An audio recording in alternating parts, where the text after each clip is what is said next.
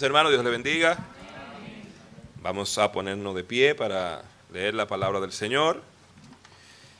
Vamos a ir al libro de Colosenses, capítulo 2, versículo 8. Epístola del apóstol Pablo a los Colosenses, capítulo 2, versículo 8.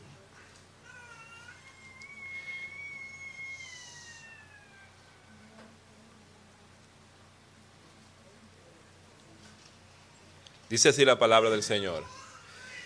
Mirad que nadie os engañe por medio de filosofías y huecas sutilezas, según las tradiciones de los hombres, conforme a los rudimentos del mundo, y no según Cristo. Vamos a leerlo todos juntos. Mirad que nadie os engañe por medio de filosofías y huecas sutilezas, según las tradiciones de los hombres, conforme a los rudimentos del mundo y no según Cristo. Oremos, hermanos. Señor, te damos gracias por esta hora. Te rogamos, Señor, que tu Santo Espíritu pueda estar ministrando nuestras vidas en este momento, Señor. Rogamos, Padre, que tú dejes en nosotros enseñanzas que nos ayuden a vivir la vida cristiana, no conforme a las filosofías y la sutileza de este mundo, sino conforme a Cristo, Señor. Ayúdanos a poder ser baluarte de la verdad y columna de la verdad en esta era, y ayúdanos, Señor, a defender tu palabra. Gracias por cada hermano que está aquí, trae una bendición especial y permite, Señor, que podamos iniciar nuestras actividades del día de mañana con ánimo, con impulso, con el deseo de darte a ti toda honra y toda la gloria. Gracias, Señor. En el nombre de Cristo Jesús. Amén. Muy bien, hermanos, queremos hablar del tema cuidado con tus ideas. Cuidado con tus ideas. Si nosotros notamos, ¿verdad? Estamos viviendo en una época, en una era, donde las ideas que nosotros vemos en la sociedad y las ideas que nosotros podamos tener incluso en la iglesia pueden ser ideas peligrosas. En el 2019, la Iglesia Metodista Unida de Estados Unidos estaba tomando una decisión importante. Puede parecer que ellos no debieron embarcarse en tomar esa decisión, pero estaban tomando una decisión importante. ¿Y en qué consistió esa decisión? En que ellos como iglesia estaban tratando de ver si se aprobaba el matrimonio homosexual. Esa era la decisión importante que la Iglesia Metodista Unida en Estados Unidos en el 2019 iba a tomar. ¿Qué es lo sorprendente? No solamente es sorprendente que una iglesia esté abocada a tomar esa decisión, sino es sorprendente que en la votación, aunque el porcentaje mayor no aprobó el matrimonio homosexual, pero hubo un gran porcentaje que votó a favor de eso. El 53% aprobó, pero un 47% que sí quería que en una iglesia se celebraran matrimonios entre un hombre y otro hombre, y entre una mujer y otra mujer. Esta noticia, hermano, evidencia que nos encontramos en la actualidad en una verdadera revolución moral.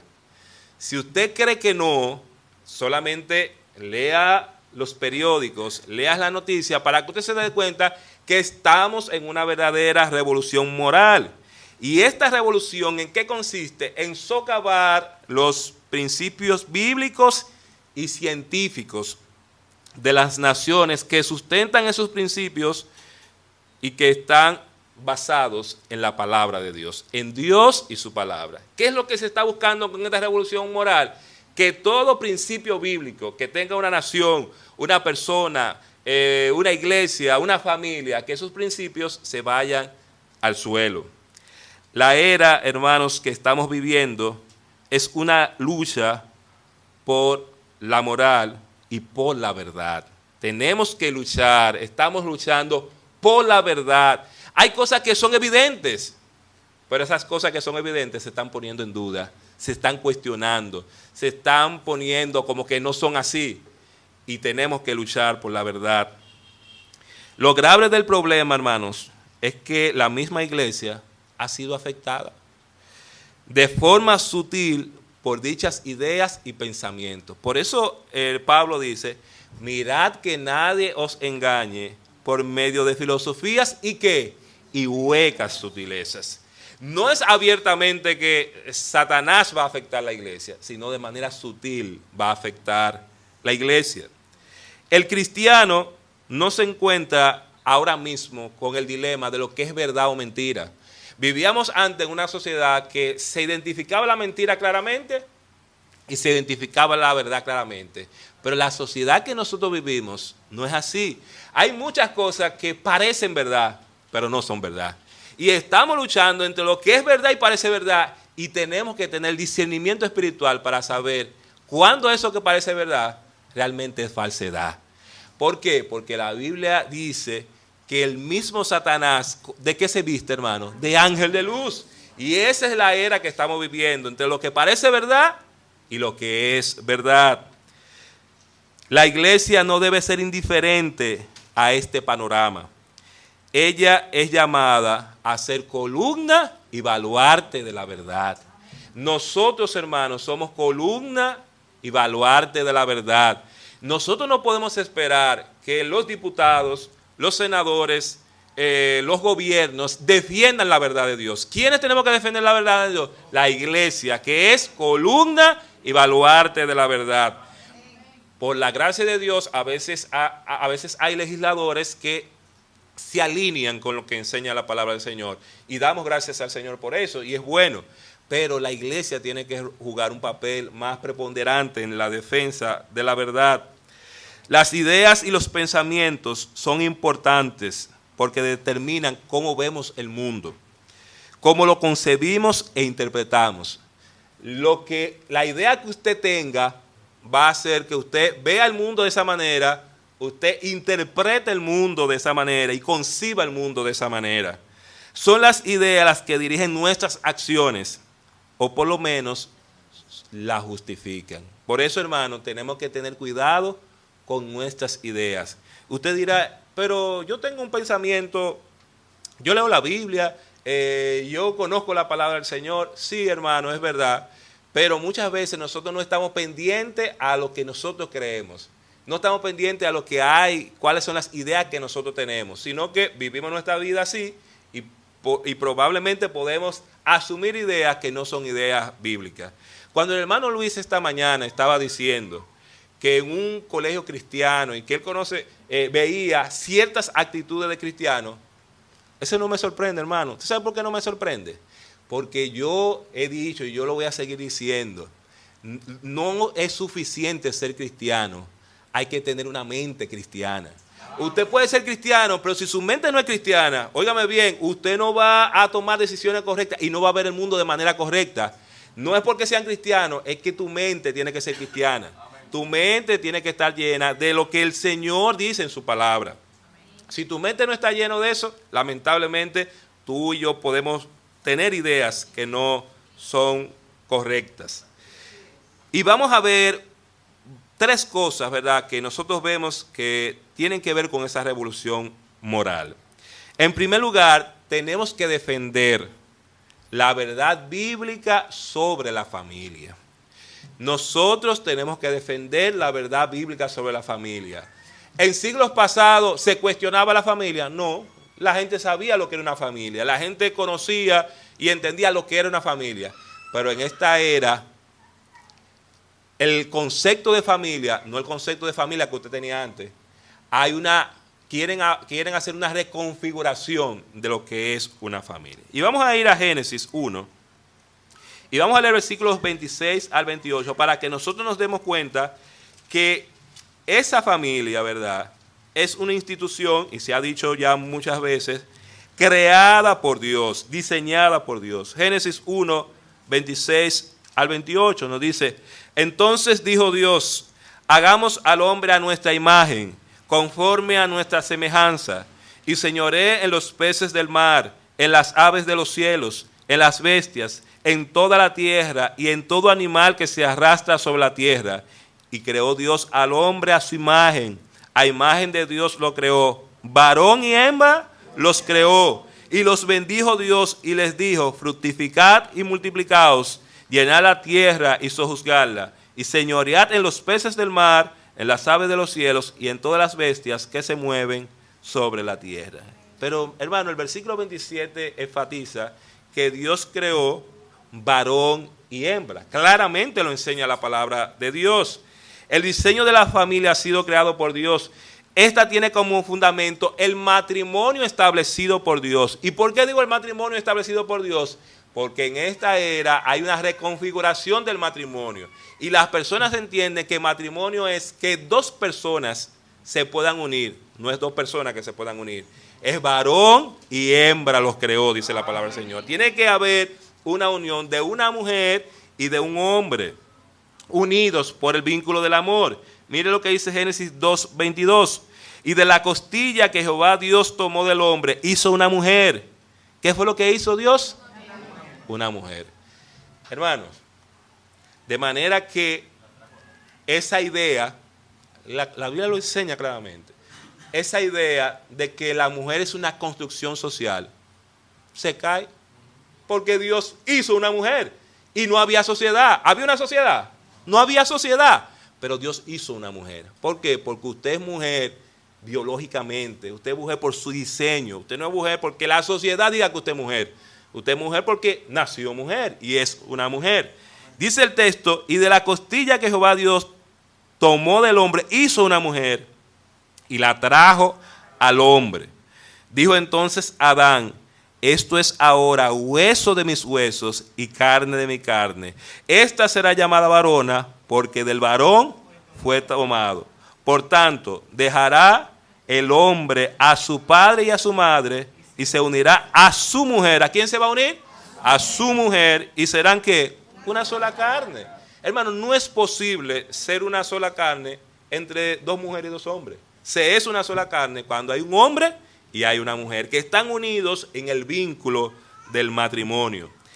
Es errónea, hermanos, la idea de un matrimonio igualitario, porque Dios no creó un matrimonio igualitario. Dios no creó un matrimonio de hombres y mujeres y mujeres. No existe esa idea de un matrimonio igualitario.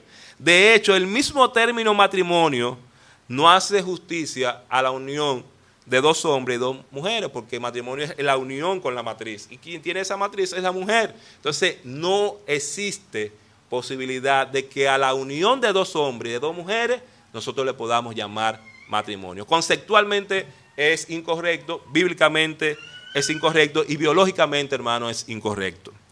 Es errónea la idea de un matrimonio igualitario porque no permite la multiplicación de la vida y la perpetuación del hombre. Hermano, cuando Dios le dijo, fructificad y multiplicaos, ¿qué es lo que Dios está diciendo con eso? ¿Qué iba a pasar? Que el hombre se iba a perpetuar, que el hombre se iba a multiplicar, que iba a haber sociedad, que iba a haber naciones y que Él iba a redimir esas naciones. Si el matrimonio es entre hombre y una mujer, ¿a quién iba a redimir el Señor Jesucristo? ¿A quién iba a redimir? No existía la posibilidad de una multiplicación si el matrimonio fuera igualitario. El matrimonio igualitario viola la ley establecida por Dios. Vamos a leer Levítico 18:22 para que veamos lo que nos dice la palabra del Señor.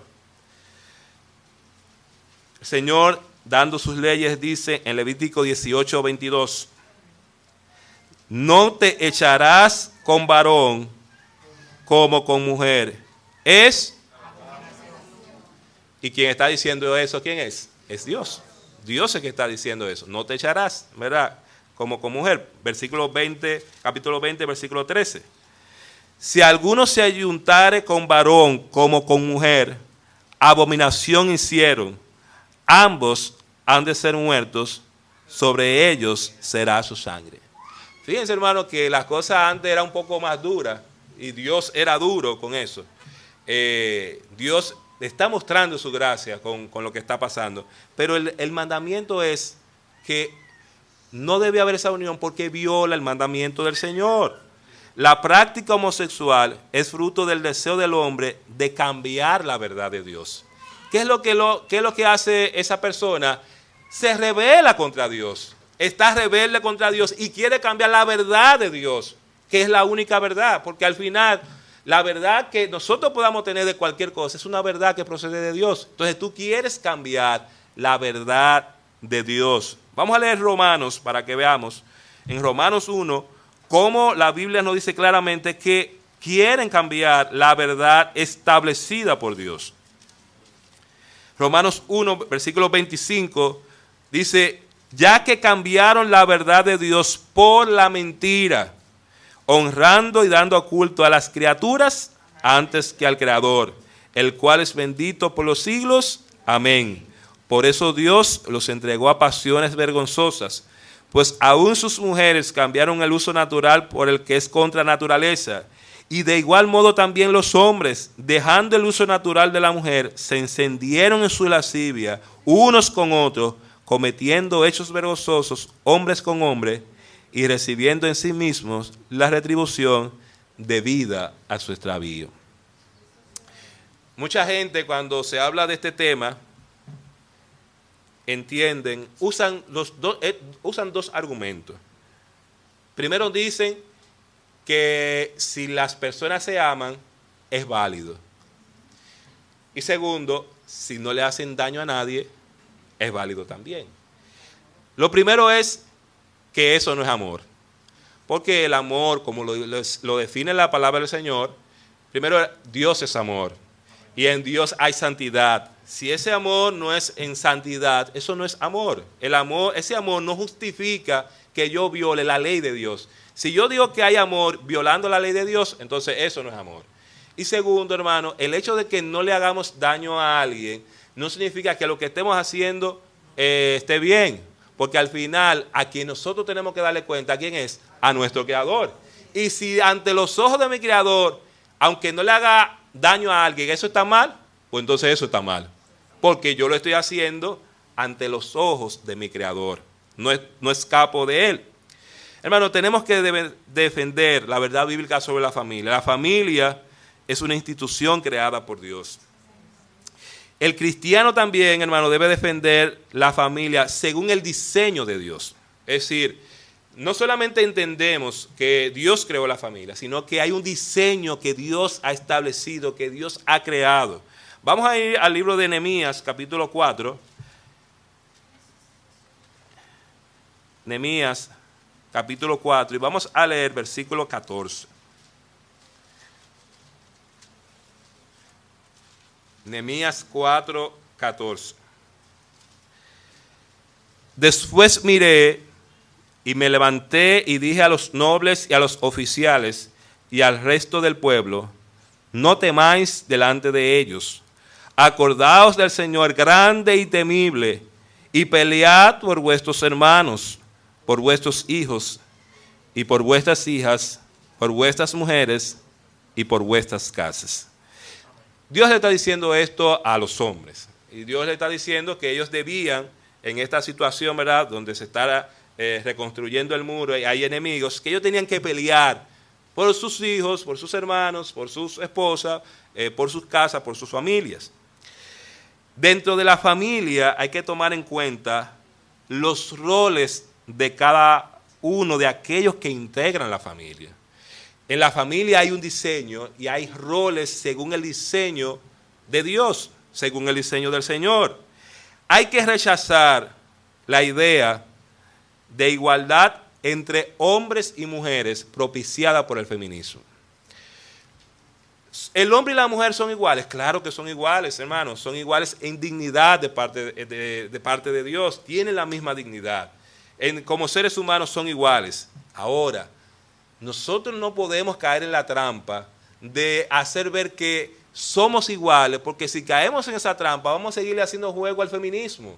Y por ahí nos van a agarrar, se van a introducir y van a querer equiparar esa igualdad, donde al final, ¿sabe qué va a pasar? Que se va a borrar la figura masculina y se va a borrar la figura femenina. Se va a distorsionar todo, como de hecho se está haciendo. El hombre quiere parecerse a una mujer Y la mujer que quiere parecerse a hombre. Vire los desfiles de moda para que usted se dé cuenta. Usted se va a dar cuenta que las mujeres cuando desfilan, ¿cómo que quieren desfilar? Pareciéndose a un hombre. Pero los hombres que quieren desfilar pareciéndose a una mujer. Quieren desfigurar la imagen. Y Dios diseñó un hombre y una mujer donde hay diferencias. Y tiene que existir la diferencia. Porque eso es lo que crea realmente esa unidad y ese equilibrio. Y vamos a ver algunas diferencias que enseña la palabra del Señor en la Biblia. Ciertamente el hombre y la mujer son iguales, pero también son diferentes en cuanto a los roles que cumplen dentro de la familia. Fíjese, hermano, que en el texto que nosotros leímos de Nehemías, no se le dice a las mujeres que peleen por sus hijos, ni por sus esposos, ni por sus hermanas y sus hermanos, ni por su casa. ¿Sabe quién le dice? A los hombres. Y lo más lógico es, hermano, que quienes tienen que tomar la decisión, la valentía, el arrojo para hacer la cosa, tienen que ser los hombres. No es posible, hermano, que en la historia de David y Goliat fuera una mujer que se levantara, o que no habían hombres que pudieran, como David, decir, no, yo vengo de parte de Dios y yo voy a vencer a ese gigante. Tenemos que entender que hay roles que Dios nos ha entregado, tanto a las mujeres como a los hombres. Vamos a leer 1 Timoteo 3, versículo 4, para que veamos una diferencia entre esos roles. 1 Timoteo 3, versículo 4. Hablando acerca de los obispos, versículo 4 dice, que gobierne bien su casa, que tenga a sus hijos en sujeción con toda honestidad. Entonces, una primera diferencia es que vemos en las Escrituras, el hombre gobierna la casa y la mujer cuida de la casa. Hermanos, es tanto la diferencia que los hijos, estando pequeños, tienen una afinidad con su madre increíble. ¿Por qué? Porque se supone que la madre es que lo amamanta, es con quien ellos si quieren estar, se quieren acostar, se sienten más seguros, se sienten como en el apoyo. Y el papá puede tratarlo bien, y eso está bien, pero notamos eso en los primeros meses del niño. Quiere estar ahí cerca, ¿verdad?, de su madre. Y no solamente lo vemos, hermano, en los seres humanos, lo vemos en la naturaleza. La gallina es la que está con su pollito ahí, y ellos quieren estar con la gallina, ellos no quieren estar con el gallo. El gallo es más violento, ¿verdad? El gallo puede defender mejor, pero ¿con quién ellos se sienten como protegidos? Con la gallina. Entonces es algo que Dios ha puesto en el ser femenino, en esa parte del cuidado. Versículo 5 dice, pues el que no sabe gobernar su propia casa, ¿cómo cuidará de la iglesia de Dios? Versículo 12, los diáconos sean maridos de una sola mujer y que gobiernen bien sus hijos y sus casas. Vamos a leer Tito 2, versículo 3 al 5. Las ancianas asimismo sean reverentes en su porte, no calumniadoras, no esclavas del vino, maestras del bien, que enseñen a las mujeres jóvenes a amar a sus maridos y a sus hijos, a ser prudentes, castas, cuidadosas de qué, hermano? Cuidadosas de su casa, buenas, sujetas a sus maridos, para que la palabra de Dios no sea blasfemada.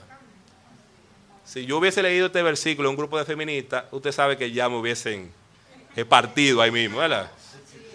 Porque desde que ellos hubiesen escuchado la palabra buena, sujeta a su marido, ya eso es suficiente. Pero hermano, eso le enseña la palabra del Señor. Eso no es un invento de los hombres, es algo que Dios ha establecido. El hombre gobierna su casa y la mujer cuida la casa. Para ser líder en la iglesia, las cosas deben marchar bien primero en nuestra vida personal y en nuestra vida espiritual. Un hombre que no es líder de su casa no tiene derecho a ser líder en la iglesia de Dios, como lo enseña aquí la palabra de Dios, requisitos para ser obispos y diáconos. Y una mujer que no cuida su casa no tiene derecho a servir en la iglesia de Dios. Tú como mujer debes cumplir tu rol y tu hombre como hombre debe cumplir tu rol. Si no estás cumpliendo esos roles, entonces no tienes derecho a el privilegio de servir. Muchos hombres no asumen el liderazgo en la casa como en la iglesia. Y nosotros no podemos asumir el liderazgo de la iglesia si primero no estamos ejerciendo el liderazgo en la casa. Yo sé, hermano, que a veces es difícil porque debe haber una contribución de la mujer para que ese liderazgo pueda ser efectivo. Porque si hay una persona que no quieren que la lidere, ¿qué vamos a hacer? No se puede liderar, porque el liderazgo necesita que las personas que siguen consientan el liderazgo. Pero si no quiere, ¿verdad? Entonces hay un problema, hay algo que está fallando, frenando. Entonces la mujer debe cooperar en ese sentido y el hombre también debe tratar de que ese liderazgo sea un buen liderazgo. Hermano, nosotros no asumiremos el liderazgo en la casa si nosotros no nos sometemos al liderazgo de Dios. ¿Sabe cuál es el problema? Que ni el hombre gobierna bien su casa, ni la mujer cuida su casa, porque ambos no se someten al liderazgo de Dios. Si nos sometiéramos al liderazgo de Dios, nosotros hiciéramos lo que debiéramos hacer. El hombre, hermanos, tiene como cabeza a Cristo y la mujer tiene como cabeza a su marido. Mire a 1 Corintios 11:3. Dice, pero quiero que sepáis que Cristo es la cabeza de todo varón, y el varón es la cabeza de la mujer, y Dios la cabeza de Cristo. ¿Verdad? Hablando de que hay una jerarquía, hay una estructura que Dios ha establecido. Si este es el versículo, como dije ahorita, lo leemos en un grupo de feministas, es muy probable que algunos zapatos estuvieran ya de este lado. El hombre tiene como cabeza a Cristo y la mujer tiene como cabeza a su marido. El hombre es quien tiene que pelear por su familia y la mujer debe ayudar al hombre. En el texto de Nehemías 4:14, ¿a quién le está diciendo que peleen por su familia, por sus hijos? Al hombre. Y hermano, y tiene que ser así porque Dios no se equivoca. En las guerras, hermanos, ¿quiénes tienen que ir a pelear? Por algo sencillo, hermano, básico y elemental. Se supone que en la guerra van a haber bajas, van a morir personas. Y nosotros no queremos que mueran las mujeres porque las mujeres son las que pueden ayudar a que nazcan más personas, nazcan más ciudadanos que luego van a seguir defendiendo.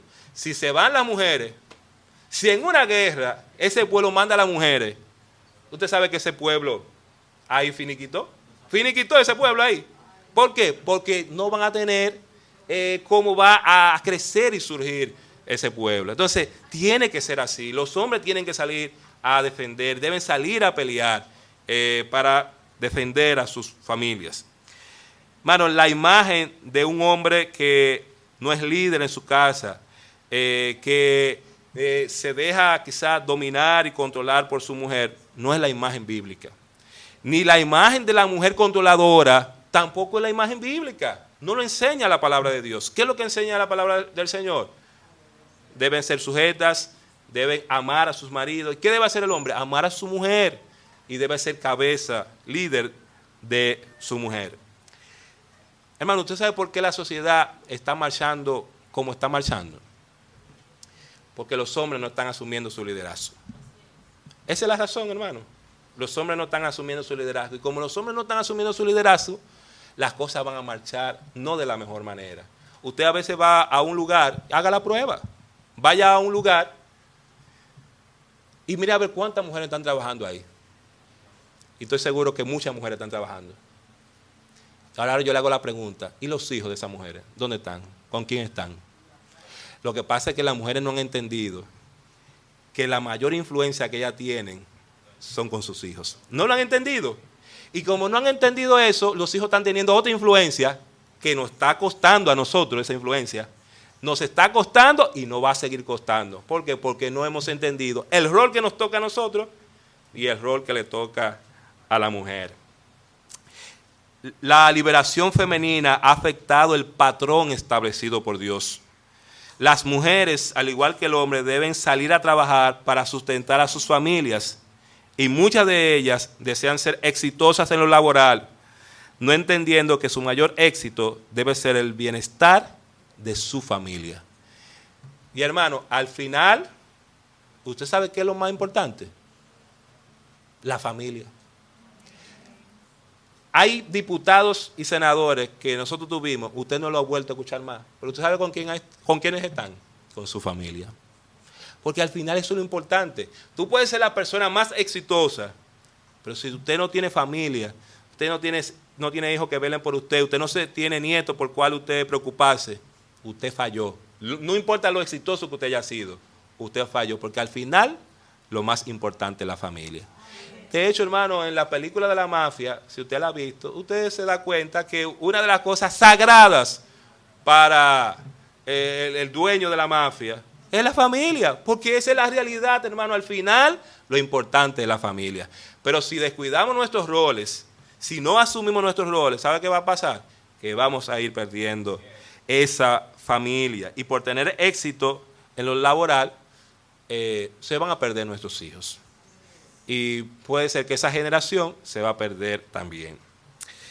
En estos días, mi suegro estaba diciéndonos de que a mí me gusta lo que ustedes están haciendo con su familia. Y yo cuando él me decía eso, yo dije, a usted le gusta lo que estamos haciendo con la familia. Si fuera por él, mi esposa tuviera 300,000 trabajos. Pero a él le gusta lo que estamos haciendo con la familia. ¿Usted entiende lo que le estoy diciendo? Para lograr eso con la familia, hay que tener tiempo con la familia. Hay que pasar tiempo con la familia. Hay que ayudar a esos hijos a que se levanten. Hay que estar ahí, porque por Wi-Fi no se logra eso, ni por videollamada. ¿Usted sabe cómo que se logra? Estando ahí. Entonces, es verdad que nuestros hijos se están desarrollando y le está yendo muy bien en muchas cosas. Pero hay que estar ahí para que pase eso, hermano. ¿Usted me entiende? Que hay que llevarlo allí, que de allí hay que buscarlo. ¿O usted cree que ellos van a la música solo? No, hermano, alguien tiene que llevarlo. ¿Quién lo va a llevar? ¿El chofer que contratemos ahí? Alguien tiene que llevarlo. ¿Que tienen que ir al instituto de inglés? ¿Quién lo va a llevar? ¿Quién es que lo va a llevar? Alguien tiene que llevarlo. ¿Que hay que estar ahí para que hagan la tarea? ¿Quién va a estar ahí para hacer la tarea? Alguien tiene que hacerlo. Entonces, hermano, a veces nosotros queremos cosas, pero no entendemos el sacrificio de esas cosas. Entonces, hermano, tenemos que entender que hay que invertir para que eso suceda. No, eso no cae de la noche a la mañana, ni que porque ellos sean los mejores, no. Es que hay que estar ahí. Si no se está ahí, no se va a lograr eso. Hermanos, cuando leemos acerca de la mujer virtuosa, todas las características, hermanos, todas aparecen a estas atribuidas en el contexto matrimonial, familiar y espiritual. Es el éxito de la mujer virtuosa. Ella es exitosa matrimonialmente, ella es exitosa familiarmente y ella es exitosa espiritualmente, no en otro contexto. No es la ejecutiva del banco, no es la que está teniendo el supernegocio. Ella es virtuosa por eso que ha logrado con su familia. Hermanos, la verdad es que la obra de Dios y las familias están recibiendo oposición y muchas veces los hombres estamos cruzados de brazos. Y lo más fácil es estar acomodados, no hacer nada y que las cosas fluyan así. Cuando yo escuchaba esta mañana que se hablaba de los hijos, ciertamente los hijos tienen mucha presión. Pero ¿sabe qué hacemos los padres cristianos? Que nosotros cogemos la presión de los otros padres. Hermano, el que es cristiano es usted. Si usted conoce 10,000 impíos que son sus amigos, su familia, suelte en banda a esa gente, y escúcheme la palabra, suelte en banda a esa gente y póngase lo suyo, que usted, el cristiano, es usted. No son ellos. Ellos no van a... su familia, por más buena que sea, no va a querer que tengan valores cristianos, ni que conozcan a Cristo, ni que sirvan a la iglesia. Usted sabe que no lo van a querer. Entonces, a veces la gente quiere atacar a uno, decirle, es que tú estás criando a esos muchachos en una burbuja. Pues sí, criarlo en la burbuja, que esa burbuja se va a romper en algún tiempo. Pero que cuando ellos se rompa la burbuja, ellos tengan metido a Cristo en la cabeza. Que se va a romper la burbuja, es verdad, se va a romper, porque en algún momento se va a romper. Pero mantenga la burbuja. El problema es que rompemos la burbuja muy temprano y dejamos que las influencias que están ahí entren en esa mente. Hermanos, tenemos que defender no solamente la verdad bíblica de la familia, sino la verdad bíblica sobre la sexualidad diseñada por Dios. La sexualidad fue diseñada por Dios, no es una invención del ser humano. La sexualidad la inventó el Señor. Vamos a ir a Génesis, capítulo 1, versículo 27, para que veamos. Génesis 1, 27. Y creó Dios al hombre a su imagen. A imagen de Dios lo creó.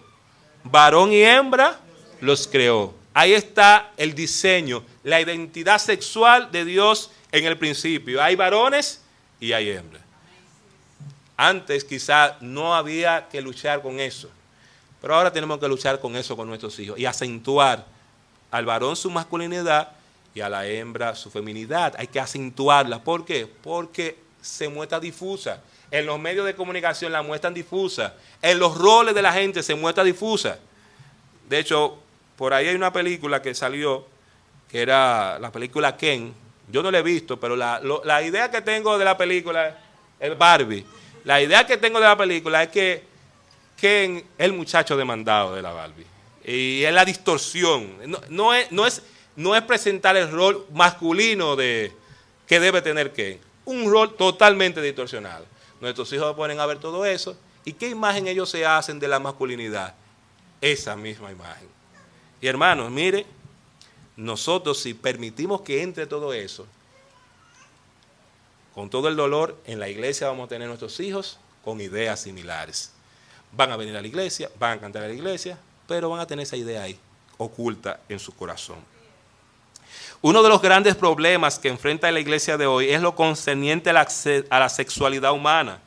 Esto se hace notar y se tiende a normalizar a través del lenguaje, el discurso sexista, tanto así que se ha caído en el ridículo, usando, ¿verdad?, un lenguaje que quieren que sea inclusivo, pero que no puede ser inclusivo porque el idioma es así.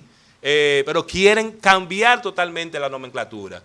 Y de hecho obligan a las personas, quizá aquí no lo vemos, pero países más progresistas, más liberales, obligan a las personas a que usted lo llame a ellos según el género que ellos entiendan que hay que llamarlo.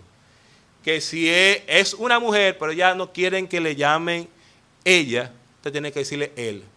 Ahora yo le pregunto, ¿y por qué usted tiene que obligarme a mí a yo decirle a una persona a lo que no es el pronombre adecuado y no hace justicia con la realidad? Pero en otros países se está obligando a eso. Y si usted no lo hace, ¿usted sabe qué pasa? A usted lo pueden meter preso. A usted lo someten. ¿Por qué? Porque usted está afectando la identidad de esa persona, su autoestima. Usted no está reconociendo lo que esa persona es. ¿Usted me está entendiendo? Entonces, hermanos, tenemos que defender la verdad de Dios, el diseño de Dios. La sexualidad como diseño de Dios involucra la identidad sexual del ser humano.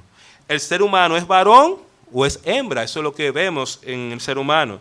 Y esto determinado biológicamente, no socialmente, porque ya vimos en el versículo que leímos que cuando Dios hizo al hombre, le dijo que iba a traer de ella una mujer, y ahí no había sociedad, ahí no había nada. Ahí nada más estaba Adán y la mujer que recientemente ya estaba formada, pero no había nada. Entonces no es una construcción social, es una construcción biológica, determinado biológicamente. La expresión orientación sexual no cabe en la palabra del Señor. Nosotros no tenemos orientación sexual, nosotros tenemos una identidad sexual. ¿Por qué digo orientación? Porque cuando se usa la palabra orientación, lo que se quiere decir con eso es que tú puedes elegir tu identidad sexual.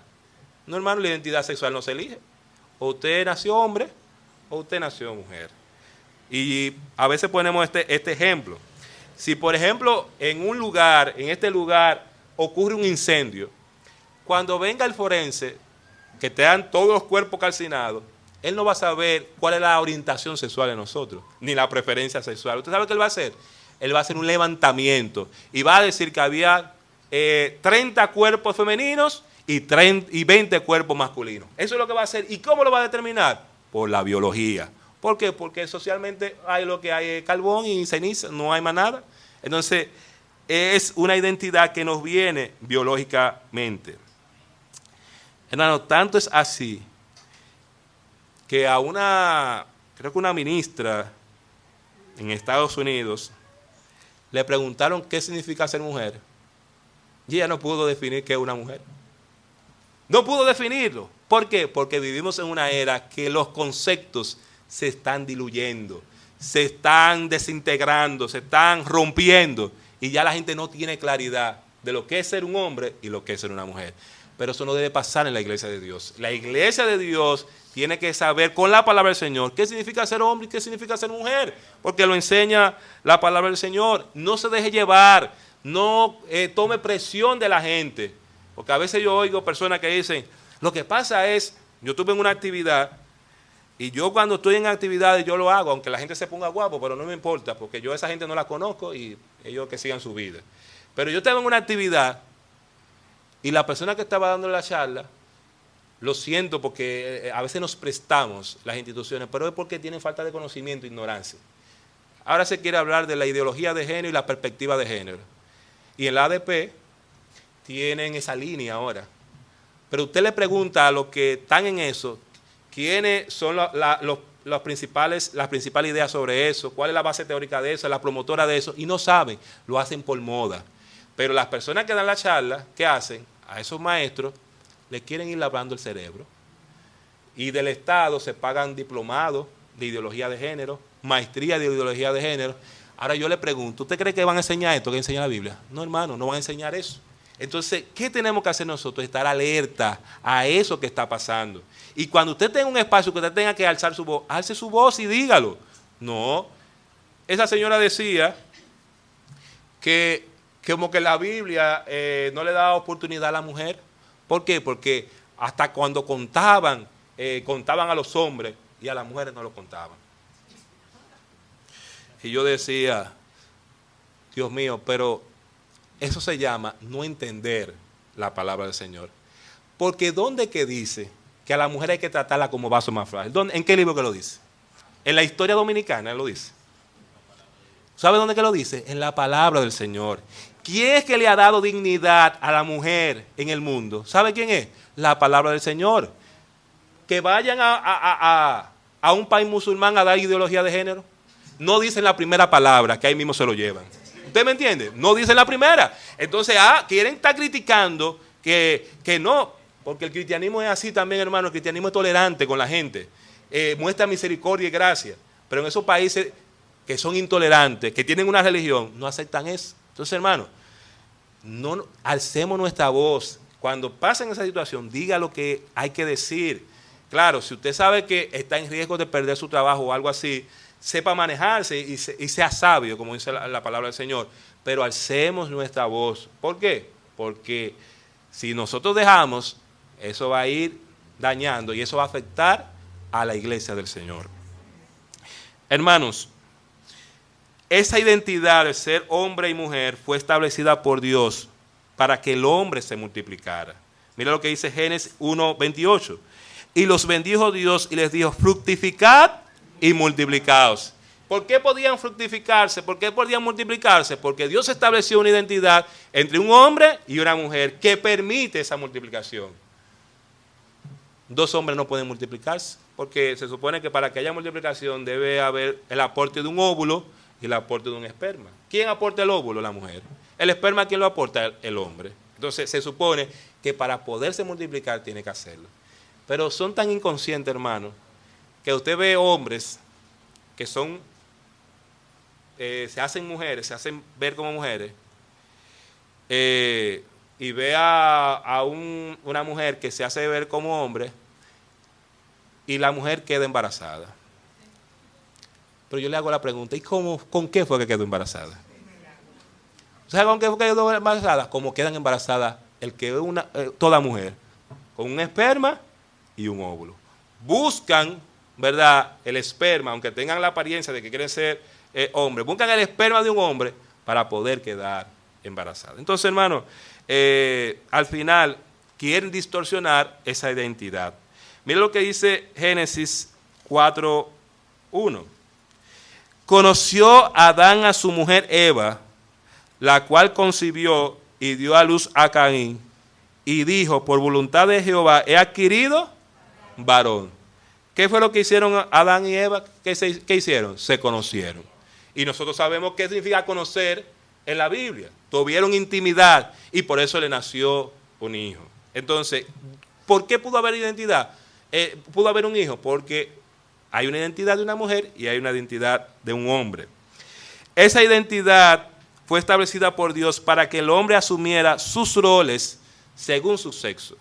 La mujer asumiera sus roles y el hombre asumiera sus roles. Todo lo que el movimiento LGBTIQ y más está haciendo es contrario a la ciencia y a la verdad de Dios. No hay sustento científico ni bíblico que sustenten dicha ideología. ¿Y por qué menciono lo científico? Porque a veces nosotros pensamos que la ciencia riñe con la fe. No riñe con la fe. Es por todo lo contrario, la ciencia lo que hace es que confirma la fe en muchos aspectos. Entonces, ¿qué tenemos que hacer? Auxiliarnos también de la ciencia. Por eso, hermano, cuando usted va a hacer defensa del Evangelio, usted no puede hacer defensa solamente con la palabra de Dios. Esa es la base primaria, pero usted tiene que usar argumentos y usted puede usar argumentos científicos para defender también. Entonces, usemos también esos argumentos científicos. Es mentira, hermano, el discurso de igualdad, equidad, libertad, diversidad y derechos. Si estos conceptos no son enfocados desde el punto de vista bíblico, tienden a convertirse en desenfreno y libertinaje. ¿Confunden la libertad con qué? ¿Con qué la van a confundir? Con libertinaje. Ahora, si esa libertad es enfocada bíblicamente, va a ser verdadera libertad. Esa igualdad, si no se ve desde el punto de vista bíblico, lo que va a generar es desenfreno, libertinaje. Ahora, si se asume desde el punto de vista bíblico, hay verdadera igualdad. Porque al final, hermano, la igualdad, la libertad, esos son conceptos bíblicos. La gente, yo a veces cuando oigo a las personas hablando de valores, yo digo, es verdad, estamos hablando de valores, pero ¿de dónde vienen esos valores? Cuando usted habla de amor, ¿de dónde es que viene el amor? Cuando usted habla de justicia, ¿de dónde viene la justicia? ¿Cómo el hombre conoce la justicia? Porque Dios es justo, hermano. El hombre conoce el concepto de justicia y de libertad por Dios, no por el hombre per se. Entonces, cuando nosotros vemos estos principios bíblicos, estos valores, a veces yo digo, pero ¿y cómo es que la gente quiere abrogarse a lo que no le pertenece al ser humano? La tolerancia, hermano, la tolerancia, ¿quién es que ha mostrado ese valor de tolerancia? El Señor. De hecho, hay una palabra que nosotros usamos en la Biblia, que es la palabra longánime, que es la paciencia prolongada de Dios, que podemos decir que es la tolerancia, hermano. Y cuando yo veo que hay gente que quiere abrogarse valores, creencias, principios, y lo quiere distorsionar de manera humana, yo digo, quieren dañar la verdad de Dios. El derecho. Vamos a leer primera de Pedro 2:16. Para que veamos, hermanos, que estos valores, ¿verdad?, que el mundo quiere promover, realmente no son. Primera de Pedro 2:16. Como libres, pero no como los que tienen la libertad como pretexto para hacer lo malo, sino como ¿qué? Como siervos de Dios. Y la libertad a veces se utiliza como pretexto para hacer lo malo. Tenemos que tener libertad. De hecho, a veces aquí se habla mucho de la libertad de expresión. Es verdad, nosotros tenemos que tener libertad de expresión. Pero usted no puede tener libertad de expresión para decirle a la gente lo que usted le venga en gana. ¿Por qué eso es libertad de expresión? No, usted está faltando. Su libertad de expresión tiene que tener un límite. Porque, hermano, la libertad tiene que tener un límite. La libertad no puede atropellar a los demás. Yo tengo derecho a ser libre, pero entonces atropello al otro y abuso del otro. No, la libertad tiene que tener un límite. Hermanos, tenemos que defender la verdad bíblica sobre la vida. Vimos que tenemos que defender la verdad bíblica sobre la familia, la verdad bíblica sobre la sexualidad y la verdad bíblica sobre la vida. Vamos a ir a Génesis 2, versículo 7. Libro de Génesis, capítulo 2, versículo 7.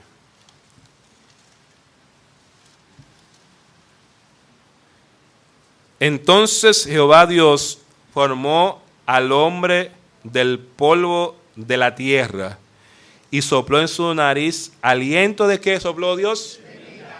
Y fue el hombre un ¿qué? Sencillo, hermano, la vida, ¿de dónde proviene la vida? De Dios. Toda expresión de vida proviene de Dios. La vida física, material y la vida espiritual. Si algo tiene vida, eso es porque proviene de Dios. Dios quiere que haya vida. Dios quiere que tengamos vida. Quiere que tengamos vida física y quiere que tengamos vida espiritual, vida eterna. Dios es el creador de la vida. Dios es la vida misma. De manera que atentar contra la vida es ir en contra de Dios. Porque la fuente de la vida, ¿quién es? Dios. Dios es la fuente de la vida. Si usted promueve algo contrario a la vida, usted está promoviendo algo contrario contra Dios. Está contra Dios. En medio del huerto, Dios plantó un árbol. ¿Usted sabe qué árbol es ese? El árbol de la vida. En medio del huerto había un árbol. Ese era el árbol de la vida. Que Dios, ¿verdad?, tuvo que sacar al hombre porque no quería que el hombre tomara de ese árbol y viviera para siempre, sino que ya el hombre iba a morir, fruto del pecado. Las parteras Cifra y Fúa, ¿sabe qué hicieron? Rechazaron practicar el aborto. No se prestaron para eso. Vamos a leer Éxodo capítulo 1 para que veamos que ellas no se prestaron para eso. Éxodo 1, 15 al 17. Y habló el rey de Egipto a las parteras de las hebreas, una de las cuales se llamaba Cifra y otra Fúa. Ahí hay dos nombres para los hijos, así que si usted va a tener hijos, los que no tienen hijos, ya yo tuve los míos, no voy a tener más, así que no me toca a mí poner ni Cifra ni Fúa, pero si usted quiere nombre, ahí hay dos nombres. Cuando asistáis a las hebreas en sus partos, oiga lo que le está diciendo Faraón, y veáis el sexo, si es hijo, ¿qué hay que hacer con él? Matarlo. Y si es hija, entonces viva. Hay un propósito ahí. Hay un propósito, no lo vamos a explicar, pero hay un propósito ahí. Pero las parteras, ¿qué hicieron, hermano? Temieron a Dios. Siempre nosotros vamos a estar en una posición en la que tenemos que tener temor de dos cosas. Temor de los hombres o temor de Dios. Ellas tenían temor de Faraón, pero que ellas prefirieron tener temor de Dios.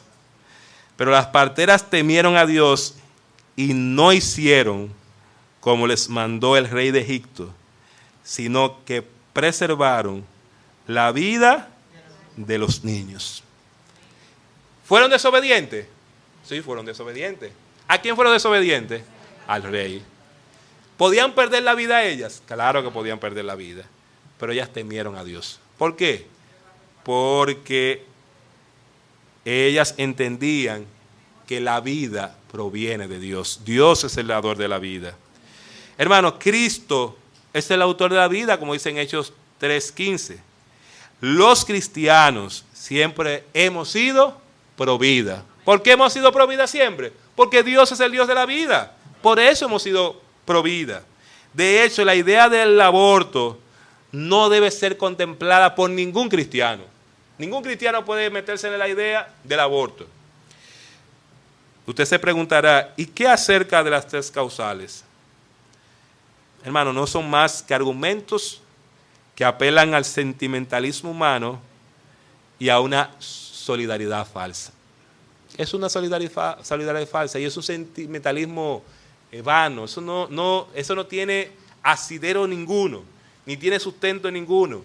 Y como dice un autor, ¿usted sabe qué es lo que pasa? Que cuando nosotros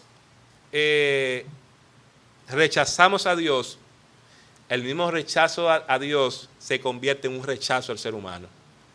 Y cuando usted mata a una persona, ¿usted sabe qué usted está haciendo? Como usted tiene rechazo a Dios, usted está rechazando también al ser humano. Y mírelo así, si el ser humano comienza a rechazar a Dios, él va al final rechazar al ser humano. Tenemos que llevar, hermano, todo pensamiento cautivo a la obediencia a Cristo. Puede ser que yo tenga un sentimiento por el aborto, puede ser que yo tenga un sentimiento homosexual, puede ser que yo tenga un sentimiento por la infidelidad. Puede ser, porque yo soy un ser humano, pero yo tengo que llevar eso cautivo ¿a qué? A la obediencia a Cristo. Dice la Biblia, derribando argumentos y toda altivez que se levanta contra el conocimiento de Dios y llevando todo pensamiento a la obediencia a Cristo. Y hermano, mire, no importa lo inteligente que pueda ser un impío, siempre su argumento, si no está basado en Dios, se va a destruir ese argumento. No importa lo terrible que sea ese argumento que ellos tengan bien elaborado, al final, si no está basado en Dios, se destruye ese argumento.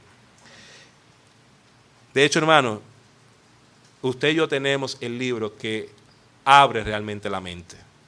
Nos ayuda a pensar bien, nos ayuda a ver el mundo de la mejor manera. Y no importa que sea una persona intelectual encumbrada, si no tiene conocimiento de la palabra del Señor, va a ser torpe en algunas cosas, Tenemos que entender, hermano, que las malas conversaciones corrompen las buenas costumbres.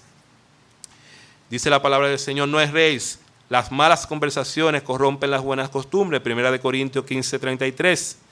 Tenemos que tener cuidado con nuestras relaciones y ¿qué? Y compañías. Los niños tienen que tener cuidado con sus relaciones y compañías. Los adolescentes tienen que tener cuidado con sus relaciones y compañías. Y los adultos también. Porque hay personas, hermano, miren, no todo el mundo tiene la capacidad de mantenerse firme con una idea, con un pensamiento. Hay personas que aún siendo adultos son débiles y se dejan llevar, se dejan convencer, se dejan entrar en un discurso que no es el que deben entrar. ¿Y sabe qué es lo peor de eso, hermano? Que eso entra sutilmente. Por eso la Biblia habla de hueca sutileza. No es que eso va a venir así de manera abierta. Mira, yo soy todo lo contrario a lo que la palabra del Señor enseña. No, va a venir sutilmente. Y si usted no está pendiente, eso sutil va entrando y usted va acumulando cosas que al final lo que hace es que usted tenga un pensamiento totalmente anticristiano. Tenemos que tener cuidado con nuestras relaciones y compañías. A nosotros nos gusta compartir con personas y tener amistades bajo criterios incorrectos. ¿Usted sabe cuál es el criterio que a veces los jóvenes utilizan? Es que esa persona es cool. ¿Usted cree que porque una gente sea cool es un criterio para uno tener una amistad? Ay, que esa persona es chévere, ay, me cae bien. No, hermano, usted tiene que ver si esa persona tiene principios bíblicos. Si esa persona, eso no quiere decir que nosotros no tengamos amistad con los impíos. Tenemos que tener amistad porque tenemos que alcanzar a los impíos. Ahora, usted no puede dejar que esa persona entren en su cabeza ideas, le metan una presión a usted, que usted claudique y tire por el suelo lo que enseña la palabra de Dios. No, no se puede permitir. Y vuelvo y repito, los que están en edad de criar, hay que tener los hijos en una burbuja. A veces nosotros queremos, bueno, yo quiero que mis hijos estén en tal sitio, logren tal cosa. Hay que cuidar las amistades. Hay que cuidar con quienes ellos hablan. Los dispositivos electrónicos, tenga cuidado porque por ahí ellos hablan con gente. Que yo no sé que ellos hablan con gente. Claro, ellos pueden hablar con gente por ahí. Y quizá esa gente usted cree que es un niño y no un niño. Usted sabe que es otra persona. Y Satanás lo que está buscando es destruir a la familia. Que usted tiene que a veces ser fuerte, sea fuerte. Es verdad que estamos viviendo en una generación que se le llama la generación de cristal, pero no importa. Es mejor que esa generación se le rompa a usted en su mano que se rompa ahí afuera. ¿Usted me entiende? Que se le rompa ahí, que usted con amor, usted lo recompone poco a poco y lo ayuda a que ellos se vayan formando. Pero si se le rompe allá afuera, ahí va a ser lo difícil. Entonces, hermano, vamos a tratar de tener cuidado con nuestras ideas y proclamemos las ideas de Dios. No son populares, no caen bien, pero son las que nosotros tenemos que proclamar. Así que, hermano, Dios le bendiga. Nuestro hermano pastor con nosotros.